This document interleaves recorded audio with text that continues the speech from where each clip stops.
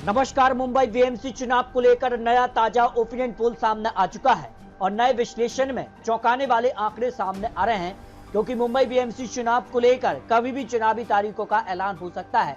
तो उसको लेकर ताजा सर्वे के आंकड़ों के आधार पर मुंबई बीएमसी चुनाव में अगली सरकार किसकी बनने जा रही है। एक तरफ महायुक्ति तो एक तरफ महाविकास अघाड़ी, लेकिन पलड़ा किसका भारी होने जा रहा है।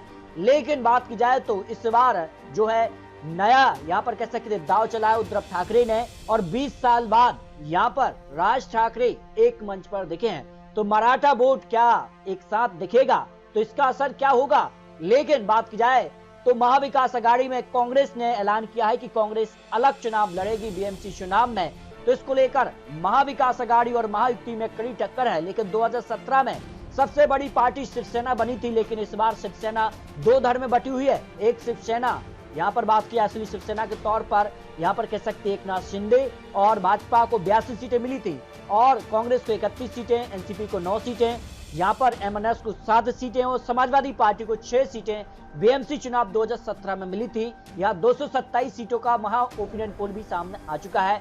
कई बड़े सवाल यहाँ पर निकलकर सामने आ रहे हैं। अगर बात की जाए तो बीएमसी चुनाव को लेकर यहाँ पर जो ताजा सर्वे, उसमें अगर बात किया तो किस पार्टी को कितना वोट शेयर यहाँ पर जा सकता है, तो भाजपा को 34%, ठाकरे को यहाँ पर 32%, एकनाथ शिंदे की पार्टी को 12%, कांग्रेस को भी 12%, 5% वोट शेयर एमएनएस को, अजीत पवार की पार्टी को 1% और अन्य को भी 1% यहाँ पर वोट शेयर जा सकता है। और अगर बात की तो कई बड़े सवाल यहाँ पर निकलकर सामने आ रहे हैं। यहाँ पर अगर बात की जाए तो जो चुनाव को लेकर मुख्य मुद्दा इस बार है बीएमसी चुनाव में दिखाई दे सकता है, तो उसके पक्ष में सीधे तौर पर जो है 39 सीटें हैं। उम्मीदवार को भी यहाँ पर 39 सीटें एक बड़ा कह सकती कि मुद्दा मान सकती कि उम्मीदवार कौन चुनावी मैदान में होगा, किसे यहाँ पर जो है इस बार उम्मीदवार के तौर पर चुनावी मैदान में उतारते हैं, तो ये भी महत्वपूर्ण है। और कई अन्य मुद्दे भी यहाँ पर, जिसमें लाड़की बहना योजना भी यहाँ 5% लोगों के मन में एक बड़ी योजना के तौर पर देखी जा रही है। मराठी भाषा का मुद्दा भी यहाँ पर 8% लोगों का मुद्दा, यहाँ पर बड़ा मुद्दा यहाँ पर बीएमसी चुनाव में इस बार देखने को मिल सकता है। तो यहाँ अगर बात की जाए तो मुंबई में अगर बात की जाए तो विकास अगर कोई पार्टी कर सकती है मुंबई बीएमसी चुनाव में, तो कौन सी पार्टी का नेतृत्व सबसे मजबूत इस समय नजर आ रहा है। देखिए, उद्धव ठाकरे को 38% लोग मानने की विकास बीएमसी चुनाव में उद्धव ठाकरे की जो पार्टी है वो कर सकती है। देवेंद्र फडणवीस 26% लोग मान रहे हैं, और एकनाथ शिंदे को 12%, आशीष यहाँ पर सिलार को 9% और श्रीमती वर्षा गायकवाड़ को 7% लोग मान रहे हैं कि वो विकास कर सकती है मुंबई बीएमसी चुनाव में। राज ठाकरे को 5% और कुछ अन्य भी यहाँ पर आ जाते हैं। तो इस तौर पर अगर बात करें इस मामले में उद्धव ठाकरे कई आगे निकल जाते हैं।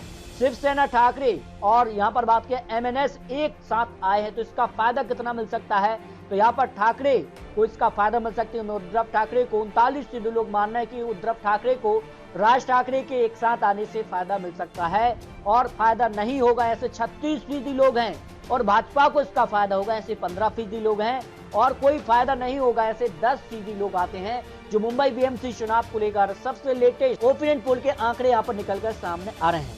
बात की जाए राहुल गांधी यहाँ पर सीधे तौर पर कई राज्यों में वोट चोरी के आरोप भी लगा रहे हैं, तो इसका असर क्या मुंबई बीएमसी चुनाव में देखने को मिलेगा, तो हाँ कहते हैं कि इसका असर देखने को मिलेगा। 35% लोग कह रहे हैं, जबकि नहीं के तौर पर 63% लोग हैं, और कह नहीं सकते ऐसे 2% लोग आ जाते हैं। तो इस बार क्या कुछ आंकड़ा बन सकता है बीएमसी चुनाव को लेकर। जो जातियों का आंकड़ा भी सामने आ रहा है वो चौंकाने वाला सामने आ रहा है। और अगर बात की जाए तो मराठी वोट इस बार महत्वपूर्ण माना जा रहा है, क्योंकि सबसे ज्यादा मराठी वोट ही है, और यहाँ पर राज ठाकरे और उद्धव ठाकरे एक मंच पर भी दिखे हैं। और अगर बात की जाए तो भाजपा को इस बार मराठी वोट जो है 29% जा सकता है, 44% यहाँ पर उद्धव ठाकरे के पक्ष में जा सकता है। शिंदे गुट के लिए यहाँ पर जो है 18%, कांग्रेस के लिए 3% मराठी वोट, और अजीत गढ़ के लिए यहाँ पर 0%, शरद पवार की पार्टी को 1% और यहाँ पर एमएनएस यानी राज ठाकरे पार्टी को 5% वोट शेयर जा सकता है। खबर है कि यहाँ पर बीएमसी चुनाव साथ लड़ेंगे, तो ये 5% को मिलाकर करीब 50% से ज्यादा यहाँ पर वोट जो है वो उद्धव ठाकरे और राज ठाकरे की पार्टी को यहाँ पर जा सकता है। ब्राह्मण वोट की बात की जाए तो 63% वोट शेयर यहाँ पर भाजपा को मिल सकता है, 18% यहाँ पर उद्धव ठाकरे की पार्टी को मिल सकता है, 16% शिंदे पार्टी को मिल सकता है, कांग्रेस के लिए 3% वोट शेयर जा सकता है। दक्षिण भारतीय वोट शेयर में 44% भाजपा को, 24% उद्धव ठाकरे के लिए, 11% सिंधेगढ़ के लिए और 18% कांग्रेस को यहाँ पर वोट शेयर जा रहा है। और यहाँ पर बात की 1% यहाँ पर एमएनएस को भी 1% वोट शेयर जा रहा है। जैन समाज की बात की जाए तो यहाँ 73% भाजपा को वोट शेयर, 11% यहाँ पर उद्धव ठाकरे के लिए, 14% सिंधेगुट के लिए, 2% यहाँ पर कांग्रेस के पक्ष में भी वोट शेयर जा सकता है। गुजराती यहाँ पर 89% वोट शेयर भाजपा को, 6% यहाँ पर उद्धव ठाकरे के लिए, 3% सिंधेगुट के लिए और 2% यहाँ पर कांग्रेस के लिए वोट शेयर जा रहा है। जबकि अन्य भारतीयों की भी बात की जाए तो इसमें भी यहाँ पर बात की जाए सीधे तौर पर भाजपा आगे निकलती नजर आ रही है। तो ऐसे में बीएमसी चुनाव में किसका पलड़ा भारी हो सकता है?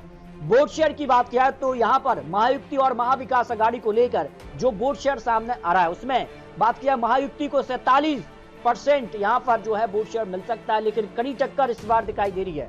महाविकास अघाड़ी को 44% वोट शेयर और एमएनएस को 6% जा रहा है वोट शेयर। लेकिन बात की जा रही कि अगर महाविकास अघाड़ी में एमएनएस साथ मिलकर चुनाव लड़ते हैं तो ये वोट शेयर करीब 50% के आसपास पहुंच सकता है। उसका सीधा फायदा फिर यहाँ पर जो है महाविकास अघाड़ी यानी उद्धव ठाकरे को मिलेगा और सपा को 2% वोट शेयर के हिसाब से 4 सीटें जा सकती हैं। एएमआईएम को भी 1% के हिसाब से 1 सीट और यहाँ पर एमएनएस को यहाँ पर 1 सीट, जबकि महाविकास अघाड़ी को करीब 97 सीटें और महायुक्ति को 124 सीटें अगर गठबंधन नहीं होता है। और गठबंधन के तौर पर अगर बात की तो क्या कुछ आंकड़ा बन सकता है, किस पार्टी के पक्ष में कितनी सीटें जा सकती हैं, कौन कितनी सीटों पर बढ़त इस समय बीएमसी चुनाव में बनाए हुए है। तो भाजपा सबसे आगे 89 सीटों पर बढ़त इस समय दिखाई दे रही है। शिवसेना को यहाँ पर बात की जाए तो 71 सीटों पर जो है बढ़त है।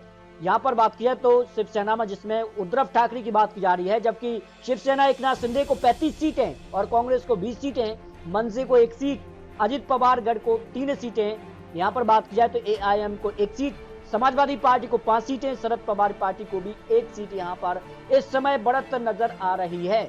तो बीएमसी चुनाव को लेकर सीधे तौर पर बात की जाए तो इस समय महायुक्ति का पलड़ा भारी नजर आ रहा है। लेकिन महाविकास अघाड़ी में एमएनएस यानी राज ठाकरे अगर आते हैं तो मामला पूरी तरह से महाविकास अघाड़ी के पक्ष में जा सकता है। लेकिन कई सवाल उठ रहे हैं कि इस बार बीएमसी चुनाव में क्या कांग्रेस और यहाँ पर बात की जाए तो एमएनएस राज ठाकरे क्या उद्धव ठाकरे के साथ मिलकर चुनाव लड़ते हैं। शरद पवार तो सीधे तौर पर महाविकास अघाड़ी के प्रमुख चेहरे के तौर पर हैं, तो सीधे तौर पर इस बार है काफी चौंकाने वाले आंकड़े बीएमसी चुनाव में बनते नजर आ रहे हैं।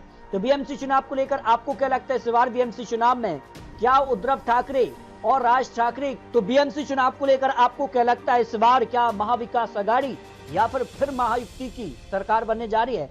बीएमसी चुनाव को लेकर आप याद रख सकते हैं। आपको बता दें चुनावी आंकड़े चुनावी अनुमान है। मिलते हैं और नए लेटेस्ट महत्वपूर्ण आंकड़ों के साथ, तब तक के लिए जय हिंद, जय भारत।